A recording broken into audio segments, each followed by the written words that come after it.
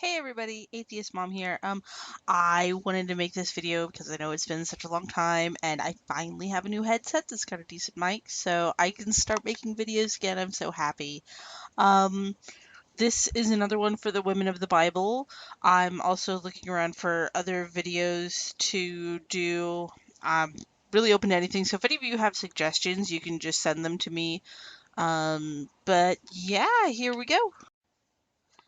Today we have the story of Ruth, the lovely friend, and it's from the book of Ruth.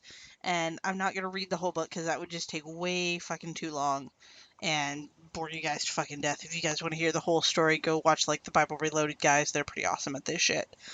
But basically, Ruth was the daughter-in-law of Naomi, and she had a sister-in-law named Orpah. And when Naomi's husband and her two sons, their husbands died, when all of them died, they were left as widows, and Naomi tried to send them away. Now, this is what the Belief.net, so what we can learn from women of the Bible, has to say on it. Ruth, the lovely friend, the book of Ruth. Their name says it all. Ruth, believed to be a short version of Retut, or lovely friend, was the widowed daughter-in-law of Naomi. Naomi, also a widow, was exiled from Moab because of a famine and had to return to Bethlehem after the death of her sons. She told old friends, "Call me Mara, for the Lord has made it very bitter for me." What Naomi missed is the sweetness of a special gift, Ruth.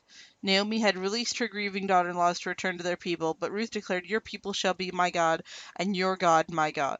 Fortunately for Ruth, Boaz, a close family of Naomi's husband's family, noticed her charms and blessed her. That got Naomi's attention, which goes to show you a lovely friend can turn the heart of a bitter woman.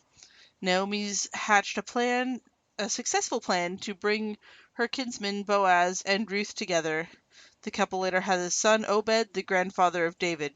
Ruth disappeared from the story only to be remembered later as one of the 4 women named in Matthew's lineage of Jesus. So here's a summary of the book of Ruth. Naomi is Ruth's mother-in-law. Naomi's sons die. Ruth is then left widowed and decides that she's going to stay with Naomi. They go back to Bethlehem together. Now, because they're widows and they're women, there's not a whole lot of work there for them. So Ruth goes to do what they call glean, which is in the fields of the family friend Boaz, where they cut wheat. There are always stalks left behind. And she goes along behind the workers and picks up the ones that are left behind so that she may have a portion. Now, Boaz notices her and says, "Leave some extra stalks for her." Now, Naomi, seeing the opportunity, tells her to pursue Boaz because he's a good man. Because, apparently we're supposed to learn that every woman needs a good man, or else, they're nothing. Anyway, so what she does is she's working in the fields and they go to take a rest.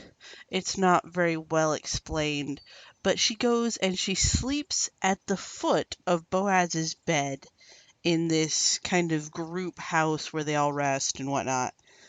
And basically says, "I will do anything." And he decides to take her as his wife. That's basically what's going on, is that he feels some obligation because he is supposed to protect the family that Naomi is part of, and so he feels an obligation and he likes her, and so he takes her as his wife. And I'm not exactly sure what we're supposed to be learning from this because women can't do meaningful work. They have to go along and pick up scraps behind, the men laborers.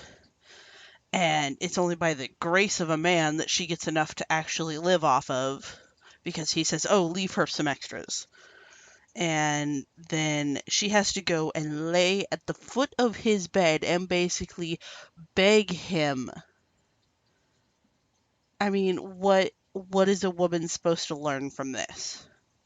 That you always have to have a man, and it's only by the grace of a man that you can accomplish anything? Really? This is a woman who we're supposed to be learning from? Yes, she was loyal to her mother-in-law, and yes, she tried to help. But from the sounds of the famine that was in the land that they mentioned at the beginning, There was nowhere else for her to go, so she stayed with her mother-in-law, and then she threw herself at this man who had some sort of obligation to the family. And women are supposed to be learning valuable life lessons. How does this apply to a modern woman? Yes, this may still apply to, a woman over in the Middle East who is downtrodden and oppressed because women don't have rights over there. But for the United States and Canada and most of Europe, places that are, civilized and women have rights and shit, how does this apply? I don't understand it at all. And if any of you who, watch these videos have any idea what we're supposed to be learning from this, if you could let me know in the comments, that'd be great because this is really just confusing as hell to me. Anyway, that's it for Ruth. My brain hurts just trying to figure that out. So, I'm still looking for someone to make me a logo. If anybody wants to do that, that'd be great. You can check me out on Twitter. I also have now an anonymous alias on Facebook because I'm sure all of you have watched some of the other videos and know that I can't exactly be forward with the way I feel in my daily life. So I do have an alias on Facebook and a page where you guys can contact with me and chat with me and shit. I will check that fairly often.